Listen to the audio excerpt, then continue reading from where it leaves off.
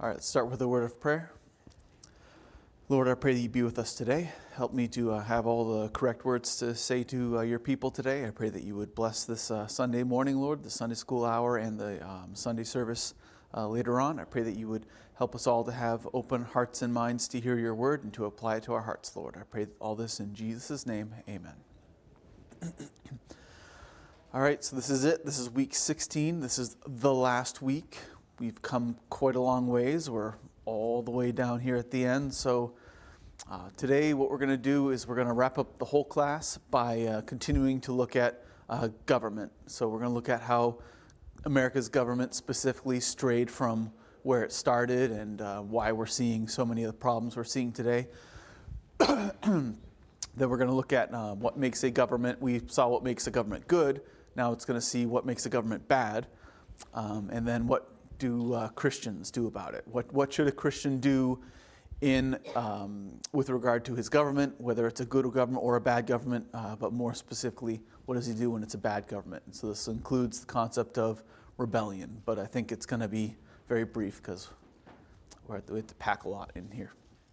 So just to kind of review very quickly, we saw there are three types of laws, if you will, in the Bible. The moral laws, which are always true and are generally found in all the Ten Commandments. The ceremonial laws, which are the first five commandments generally, and they always have the action of pointing to Christ in some way. So the Old Testament pointed forward to Christ.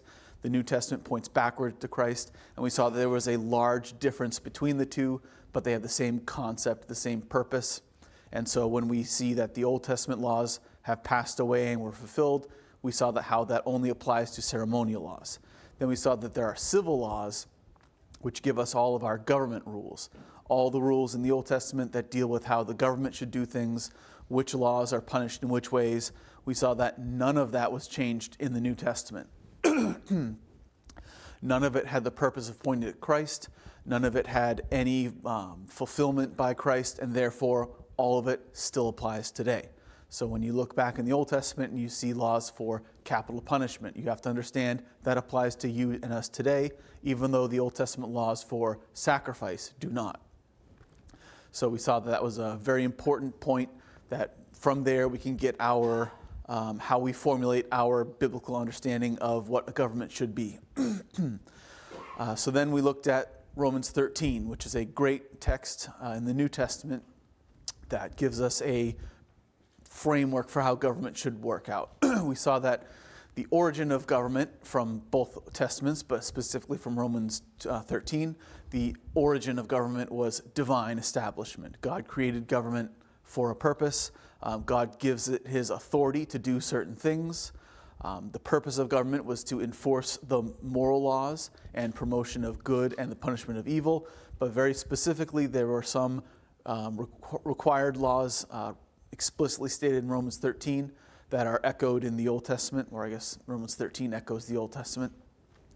Laws against murder, adultery, theft, false witness, and covetousness. And these are not coincidentally the last five commandments. So we saw how this should be our fundamental understanding of what the government is, what it's for, how it's organized, and so forth. So it's a very broad and general understanding of government from Romans 13, but if you look at the Old Testament, you get a lot more specific rules. And now if we understand that the Old Testament rules were never done away with, and they should be brought over and applied in a New Testament way, we can see that we can get a very good understanding of how the government should be structured, how it should be run.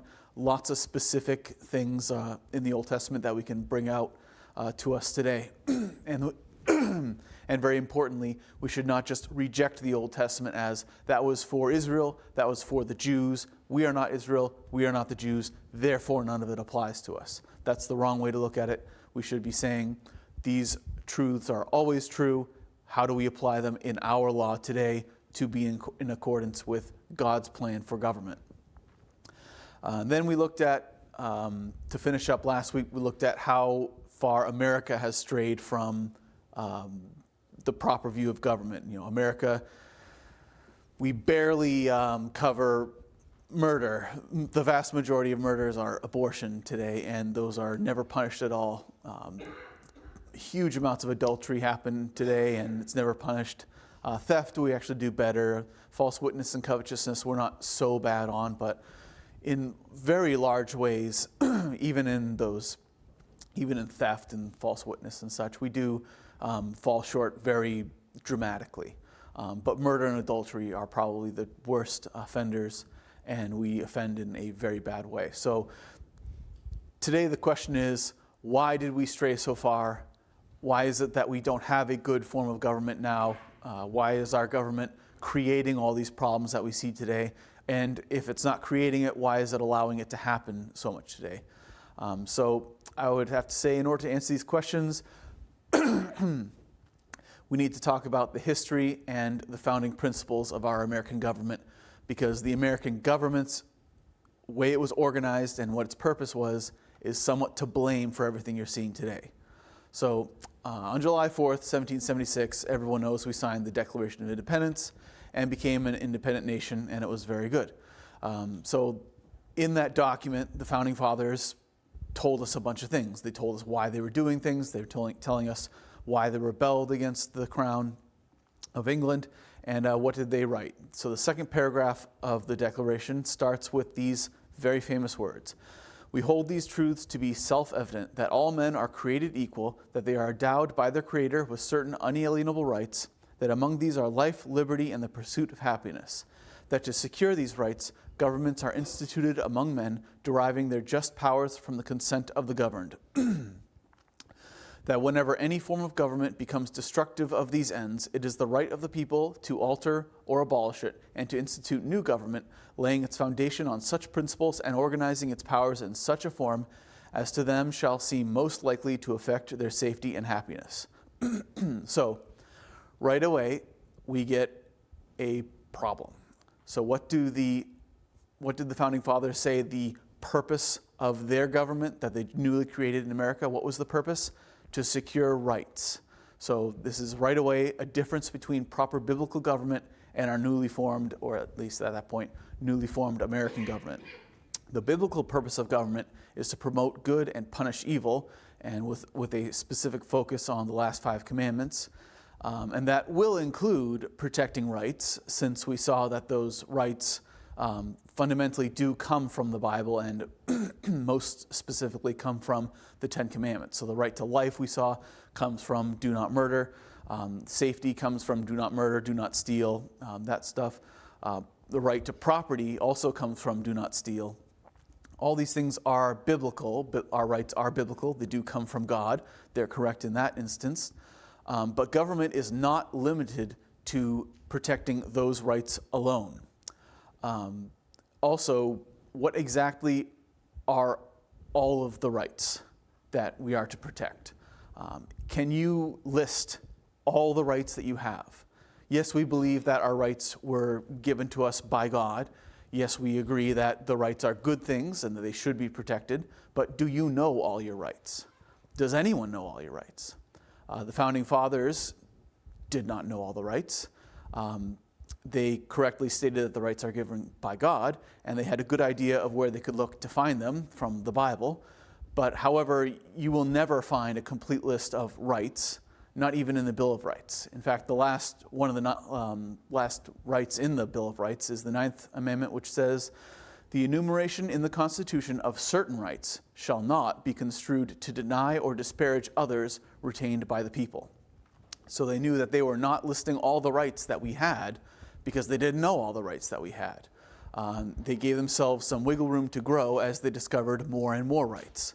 They said, if we don't have a right listed here, in fact, one of the reasons why the Bill of Rights was not included in the Constitution was because there was a heated argument between the founders of whether or not they should list the rights, because if they list them all, then someone might think that that's all the rights that you have. Instead, they said we should leave all the rights blank so that no one had the idea that we had a full list of them. So they were of the opinion, at least many of them, that we have more rights than we could list. And what are those rights? They come from God, but what are they specifically? if you go to different places and different people, you'll find different rights. In fact, the UN has a list of about 30 human rights, and some of them are kind of repeats. Most of them are found in our Bill of Rights, but some of them are pretty silly. Most of these rights are perfectly good, but some are clearly modern inventions and luxuries, such as everyone has the right to education. That's one of the UN's fundamental human rights that it believes governments should protect. Everyone has the right to participate in and enjoy culture, art, and science. That doesn't really sound like a human right. Everyone has the right to take part in government and to have equal access to public service. So that doesn't really sound like much of a human right either. If you think about it, what if you're in a monarchy? You don't have any opportunity to just join the government. So by the UN's criteria, a monarchy can never protect rights because it would exclude certain people from government. So some of these rights that certain lists include, I've seen one one right, I can't remember if it was from the UN or not. You have the right to join labor unions. It's like, that doesn't sound like a God-given right. Perfectly fine to do, but is that really a human right? Is that something that God wrote in the Bible? Do you find labor unions anywhere in the Bible? Do you find, honestly, do you find the right to an education anywhere in the Bible? I think that everyone should be educated. That's a good thing, but is that a human right? I don't think so. Do you have the right to enjoy art and culture? No, you don't. Some of these are just flat out privileges. But this is kind of the fundamental flaw we're looking at here.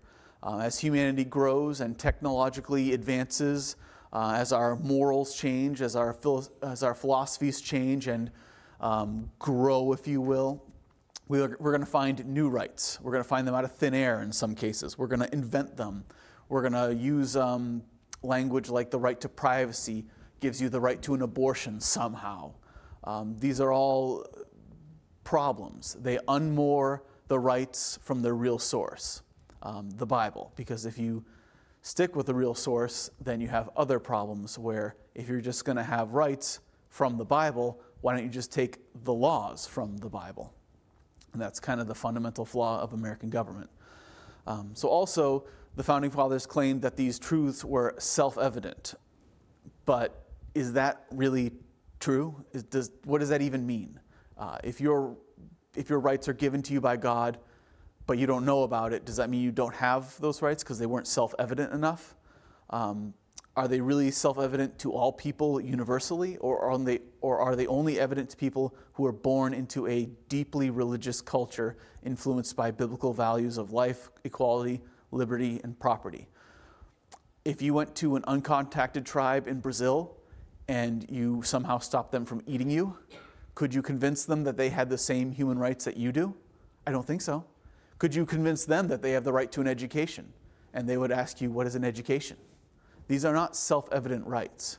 These are rights that are self-evident to good and moral people who have their whole lives lived in a society created by these good and moral principles that use all these rights as basic assumptions.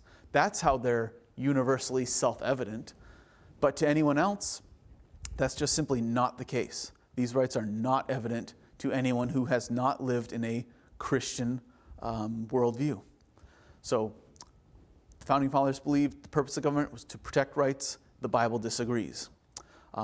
Continuing on, the origin of American government. Human creations. So governments are instituted among men. That's the quote from the Declaration.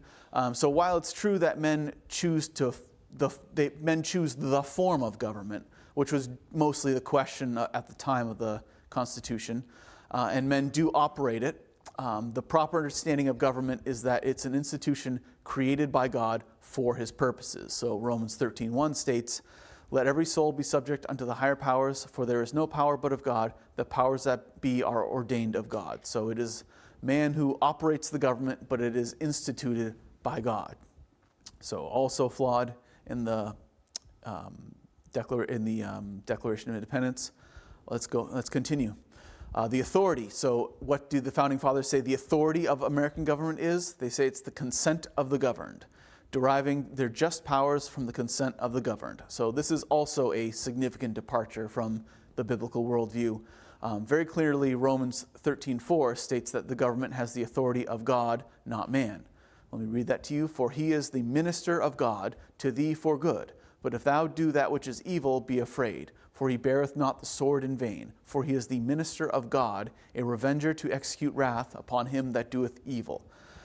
Nothing about that statement sounds like a consensual agreement. This sounds more like you are imposing your will on someone with the force of the government. And that's obviously true. That's exactly how the government works. The government cannot operate by consent, because as soon as you withdraw your consent, does the government lose its power? I don't think so. If the authority comes from our consent, then when did you or I give our consent? I don't think I ever did. When I was born into America, I had to obey its laws, but I didn't ever consent to those laws.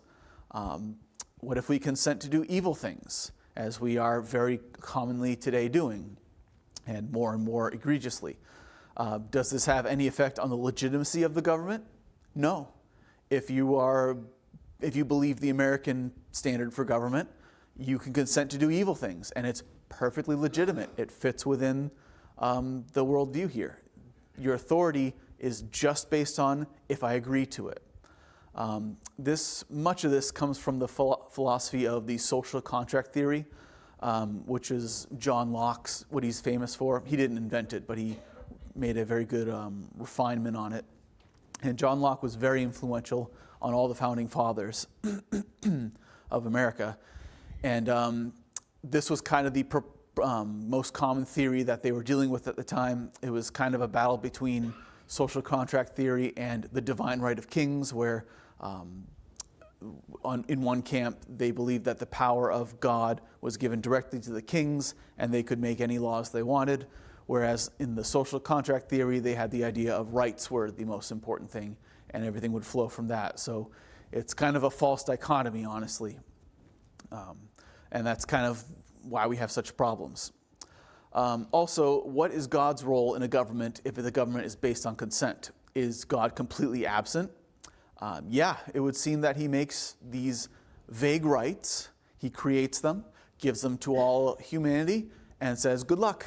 And you are supposed to somehow make laws that protect all the rights, all of them, not just the ones that you can find either.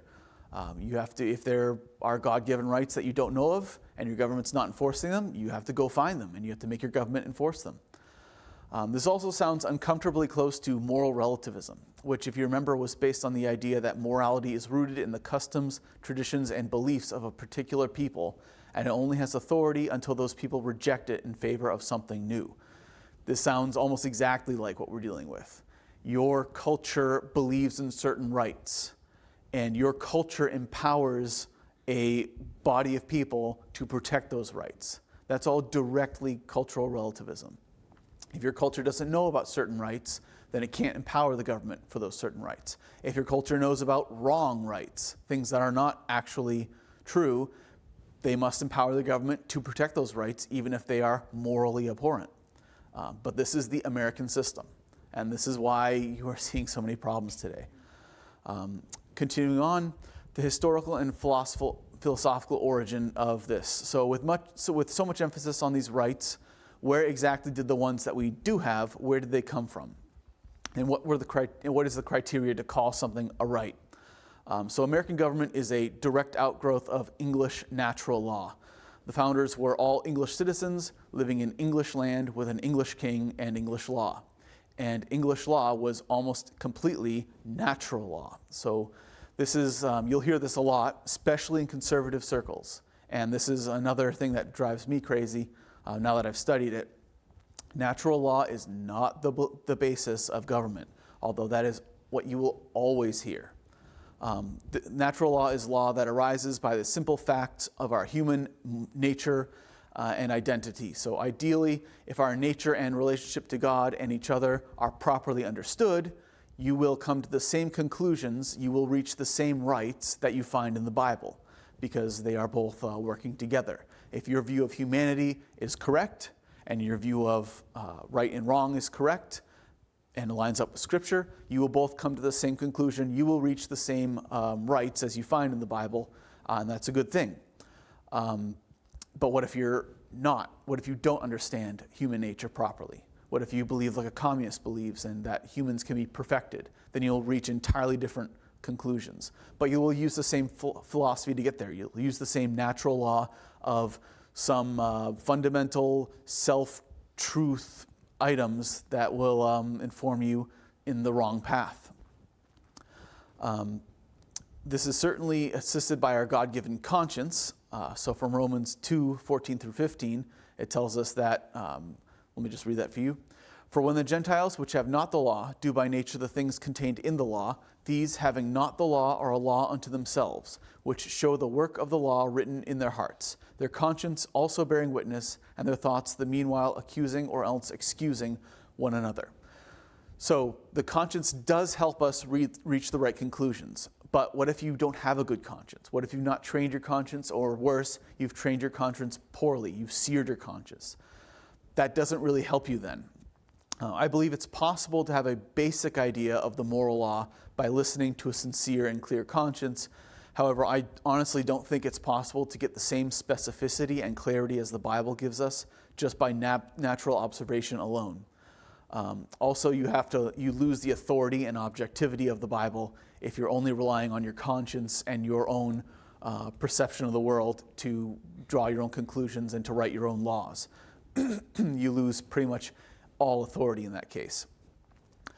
The English developed and refined their rights, their natural rights, for centuries, and eventually codified a lot of them in the Magna Carta. So another history lesson in 1215, the king was misbehaving and Parliament was having none of it. So Parliament just raised an army, walked up to the king and said, you're either going to sign this, giving us a lot of rights, or we're going to kill you, and we're just going to find a king who will sign this.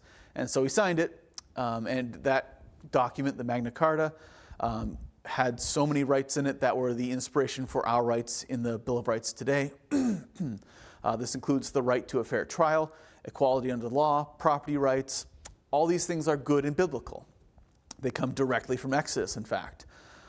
If you read Exodus, honestly, the 10 Commandments, but then Exodus 22, Exodus 20, those few chapters contain so many rich details that could give us so many good rights. And those were all written 3,000 years before the English codified them. So instead of spending millennia fishing around for a natural explanation for their rights, they could have just read Exodus and had all of them right there.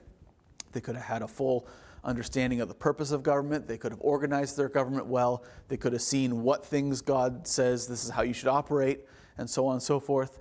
And they didn't have to spend 1,000 years or 2,000 years searching around for the correct answers. They had them all in the Bible. So this is kind of, but since they were Christian people, since they naturally wanted to, or not naturally, their religion would teach them to naturally go to these things, they eventually ended up getting very close to what the Bible wanted. And this is the same thing with the Founding Fathers of America. They were heavily biblically influenced. They knew what they wanted. They wanted biblical conclusions, but they were starting from the wrong position. So clearly the Founding Fathers wanted to, and in fact they very much did, achieve the good results of a moral, free, and just society based on biblical laws. However, they skipped God's divine revelation about the purpose and role of government, and instead they started with rights, and they had a fundamentally wrong starting point because of this. And this eventually led to all the wrong conclusions we are seeing today. If we miss the source of the rights, we may have missed some rights, or something else entirely.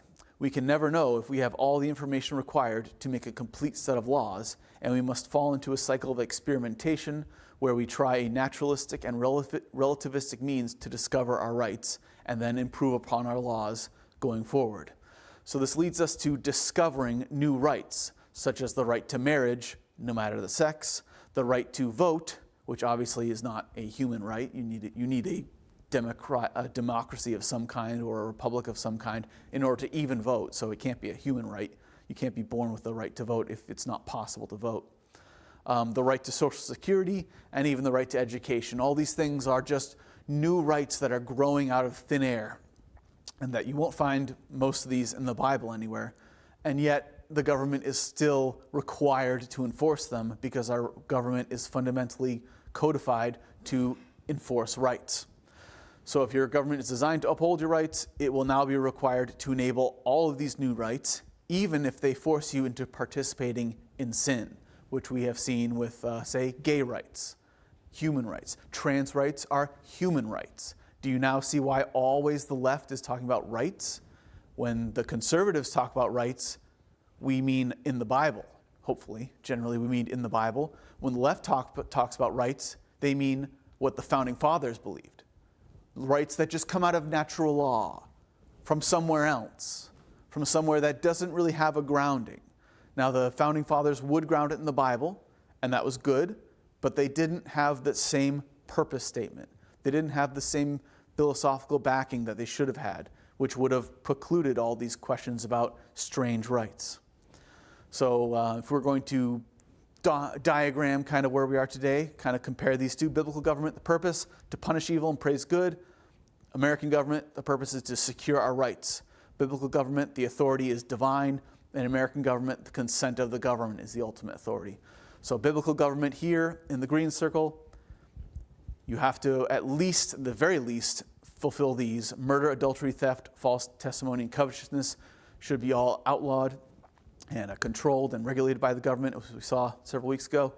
And American government, where it started, was very good, very good. We had probably almost an ideal government. Our philosophy was bad, the basis for the government was bad, but the way we started was very good because all the people who started it were deeply Christian people who made the right conclusions, but they used the wrong starting point. And now that we don't have a deeply Christian people who are going to skip to the right conclusions, we have to work from the beginning. We have to work from a flawed starting point, and we end up where we are today in a flawed conclusion.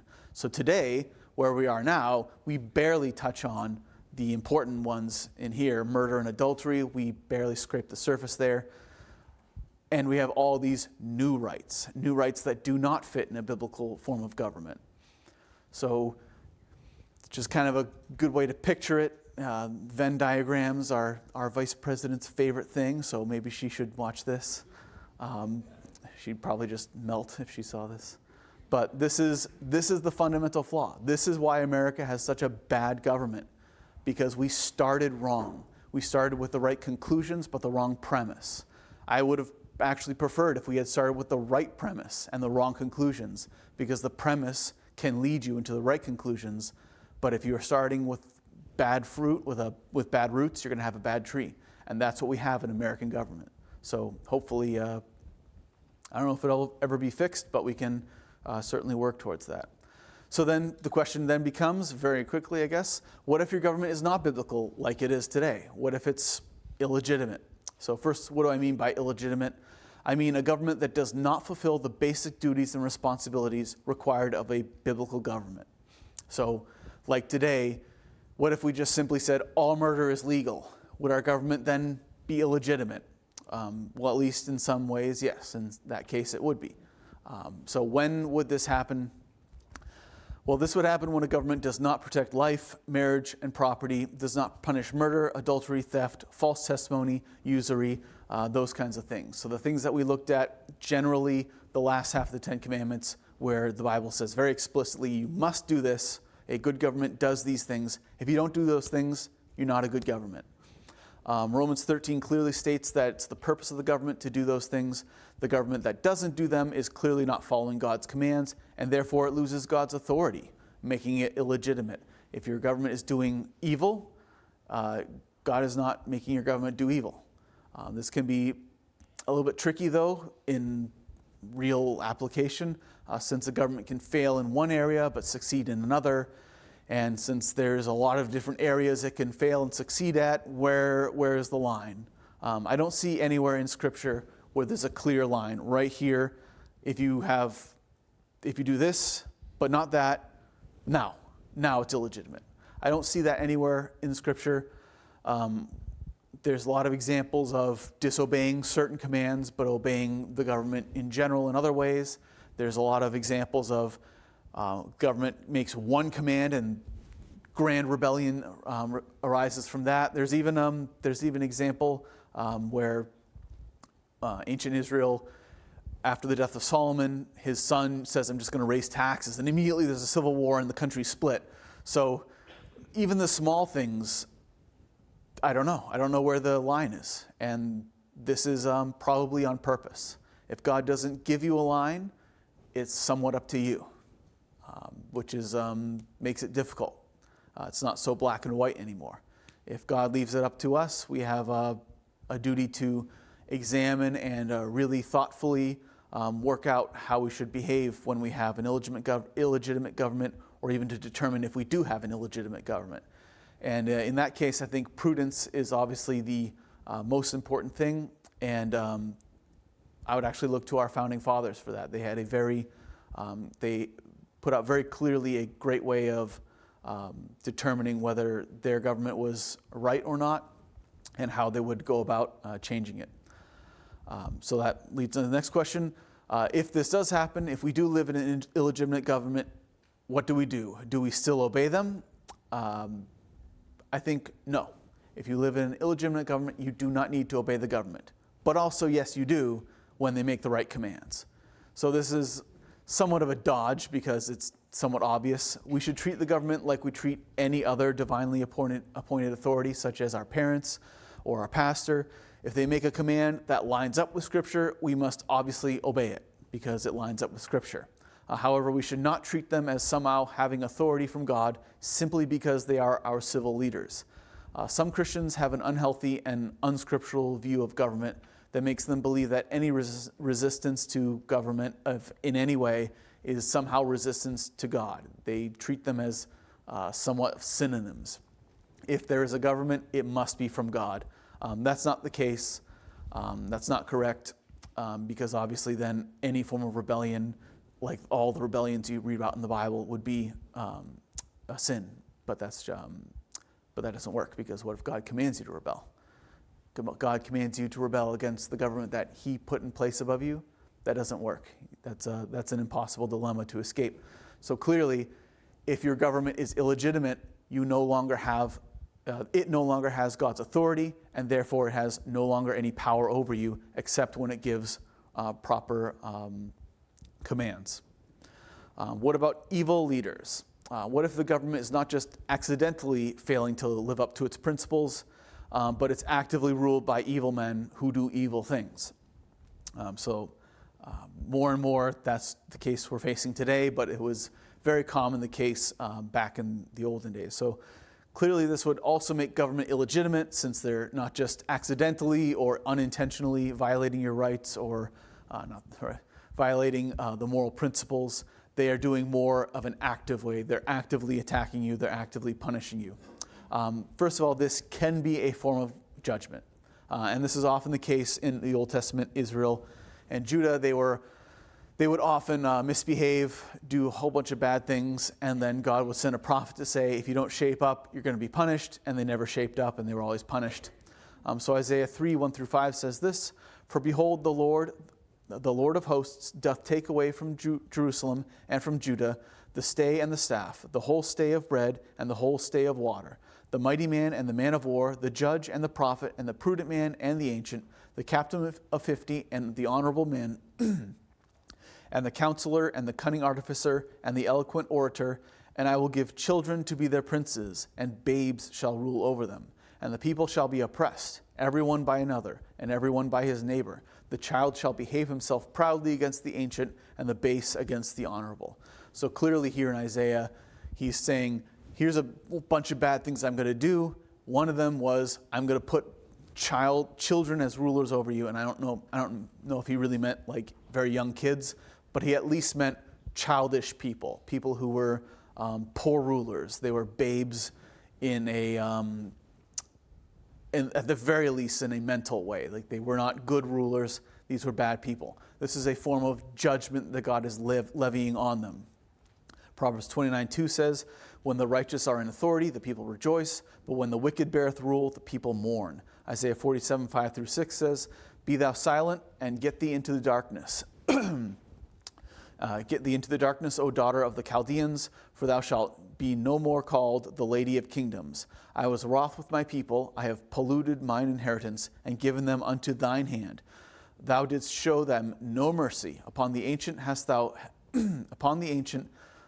had very heavily laid thy yoke.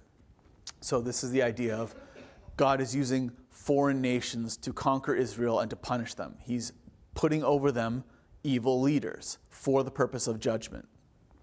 This isn't even limited to Israel. If you read Jeremiah 43:10, you read that God says that he's going to judge Egypt in the same way. He tells Isaiah to go down to Egypt and tell them that God will punish them for disobeying his laws, even though he's not their people, which is strange, but it's only strange if you believe that somehow God's laws only apply to Israel. That's not true. They are universal. And so even when foreign nations behave badly, God uses bad leaders, or at least leaders who are not their own, to conquer them and punish them. So having a bad leader can be a form of judgment. And if you find yourself with a bad leader, you should wonder, am I being judged for my sins? But this can also just be the natural result of having a human leader, since obviously we're all flawed and humans are going to run the government no matter what form of government you have. If you might just end up with a bad leader or a leader who does a bad thing. This means that not every time you have a bad government, you have a punishment by God. Every time we have an election and some really sleazy person wins, that doesn't mean God's judging you necessarily. It might, but it doesn't necessarily mean that God is just judging you for voting the wrong way.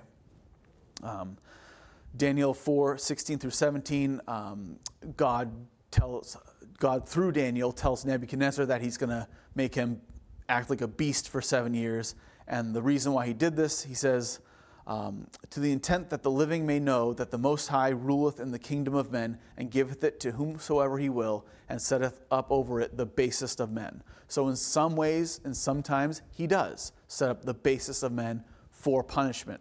Sometimes he will judge the evil rulers just themselves, and that's a perfectly fine thing.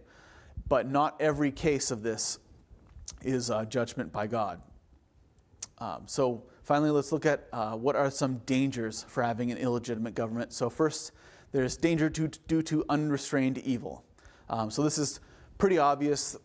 We kind of covered this when we looked at all the Ten Commandments where it says don't murder. Well, if no one's preventing you from murder, you're going to have murders, and that's bad. And so obviously, if you don't have a good government, if you don't have a legitimate government, you're in danger simply from all the rest of the people in the area. So Judges 21:25 says, in those days there was no king in Israel. Every man did that which was right in his own eyes. And in context, this is a bad thing.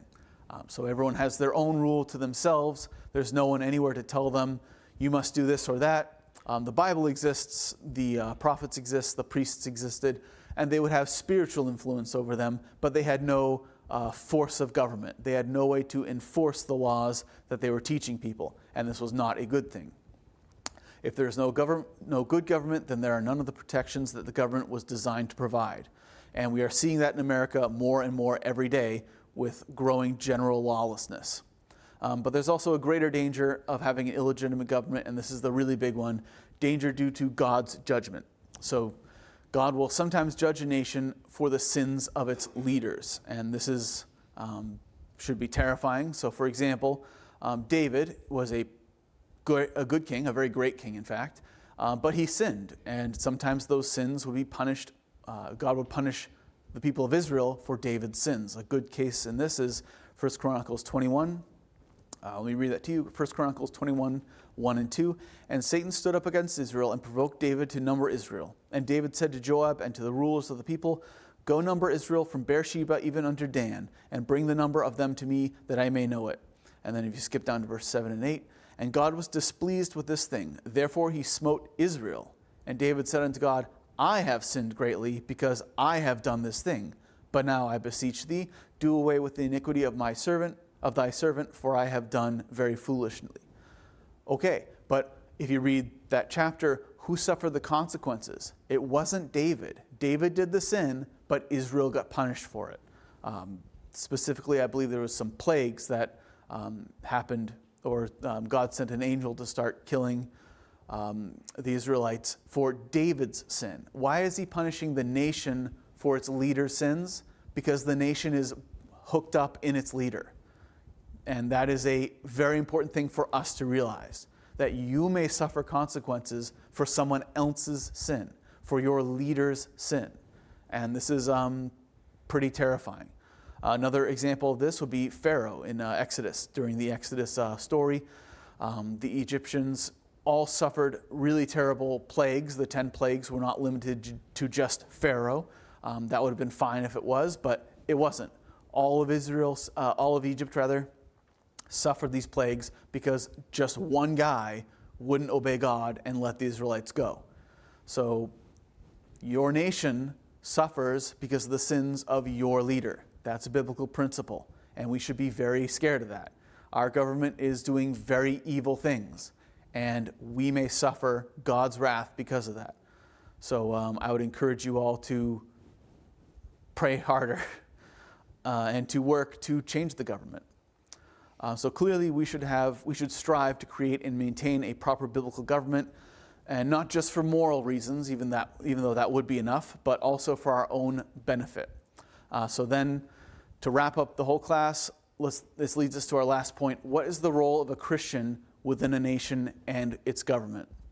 So what duties does a Christian have to his government and to his nation?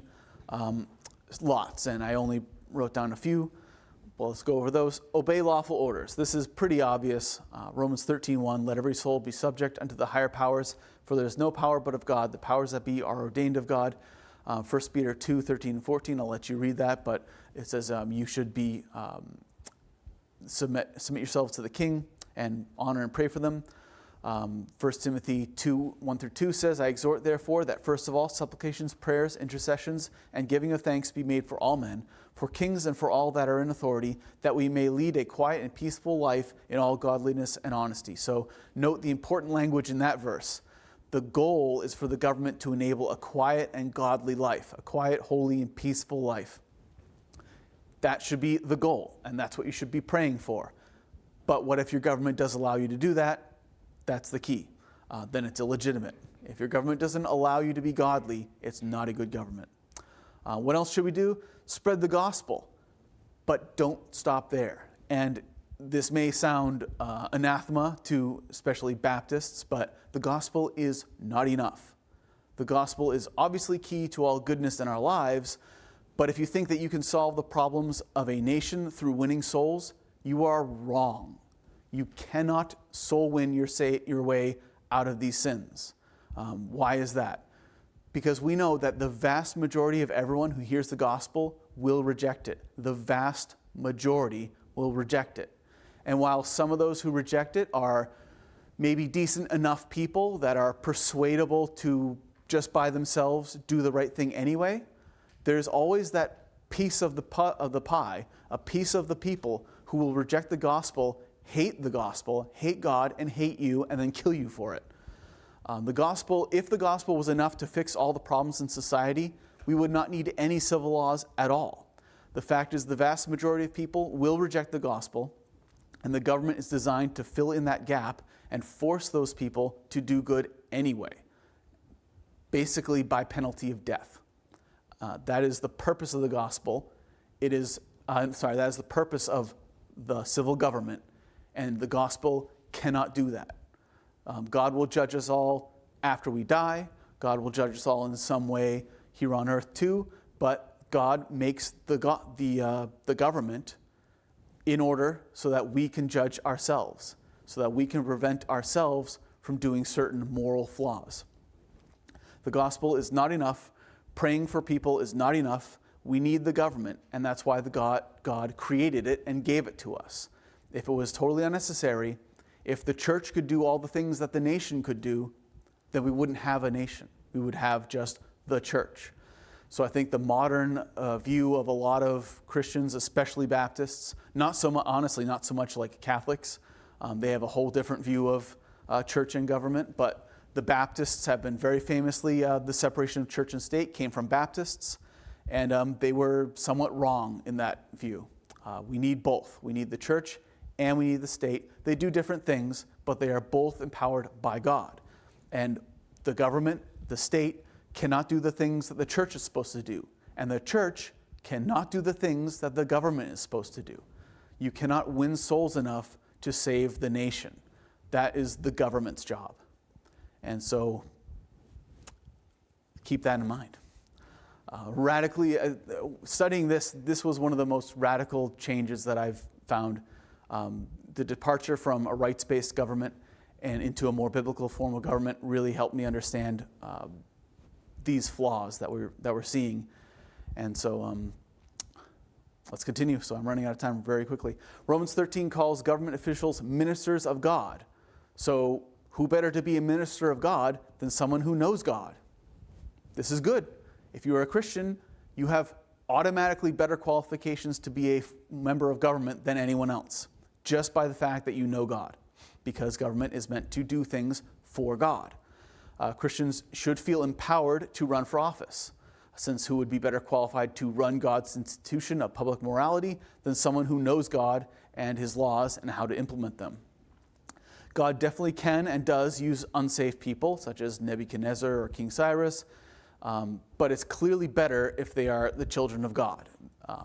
But this does not mean that you must be saved in order to be in public office, or that you must vote for someone who is saved and you disqualify everyone else. These are two different realms. Like I said, the church is different than the government. The government has its own rules. In fact, in the Old Testament, God did have spiritual requirements for kings, judges, and rulers. For example, Exodus 18:21 says, God speaking to Moses, "Moreover, thou shalt provide out of all the people able men, such as fear God, men of truth, hating covetousness, and place such over them to be rulers of thousands and rulers of hundreds, rulers of 50s and rulers of 10s." I'll skip a bit. So in early America, though, this is pretty fascinating. We did have these kinds of qualifications. We had religious standards for our leaders. In 9 of the 13 original states, we had requirements that in order to hold any public office, you had to agree to some form of a religious statement of faith. And generally, they were pretty broad. But for one example, Pennsylvania, pastor's old stomping grounds, had this statement. You have to agree to this before you could hold office. "I do believe in one God, the creator and governor of the universe, the rewarder of all good and the punisher of the wicked. And I do acknowledge the scriptures of the Old and New Testament to be given by divine inspiration." Sounds good. I'd agree to that. That would fit in any Christian worldview. That wouldn't fit in a Muslim worldview, wouldn't fit in a Buddhist worldview, wouldn't fit in an atheist worldview, wouldn't fit in a satanic worldview, because America was Christian. So we only wanted Christians to run in the government. This was a good thing. It's not strictly necessary for it to be biblical government, but it is a good thing. I think these litmus tests were excellent. And unfortunately, when the Constitution was ratified, it did away with all the litmus tests. One of the clauses in the Constitution was there were no litmus tests required, which is not good. But anyway, continuing on, what else should Christians do? We should guide and counsel the government. So the book of Esther is a great example of this. God used some of his people, Mordecai and Esther, to guide the king into doing good things and to prevent him from doing bad things, just as a matter of counseling him. And this was excellent. The book of Daniel and to some extent Nehemiah have similar stories where godly men in prominent positions of the government, Joseph, for example, in Egypt, helped the government do the right thing. And this was great. You should also see yourself in this role. This is a perfectly good thing for a Christian to do, and admirable and excellent. And then finally, at the very end, if all else fails, rebellion is a Christian virtue. And the creation of a new government in the vacuum left by your rebellion. This is a good thing. If you read all of Judges, if you read large portions of the Old Testament, you'll see that God's people were constantly rebelling. They were being judged by their sins, and eventually they'd have to rebel to get out of that judgment, and they would do so with God's empowering. Gideon, honestly, everyone in the book of Judges, everyone who, that lady who drove the spike into the king's head, killing their government, essentially. All these people were doing the right thing. They were empowered by God to do the right thing, and the right thing was rebellion. Rebellion against an illegitimate government that had improperly positioned itself over God's people to make them do evil things and to not provide the basic necessities of government. So Christians, one of our roles in government is to provide the moral support, to provide the philosophical basis and the structure for government and for rebellion against that government if it comes to that. And we can all pray that it doesn't, though. So that's it. I've run over time. That was it. That was the entire 10 Commandments. So I hope you learned a lot from this. I certainly did. I learned how deep and fundamental the 10 Commandments are to our morality, this understanding of Scripture, of government, of everything in the Bible. And so go forth, be based as Moses, use God's laws to strike down God's enemies, because that is their intended goal. And that's it. You're dismissed.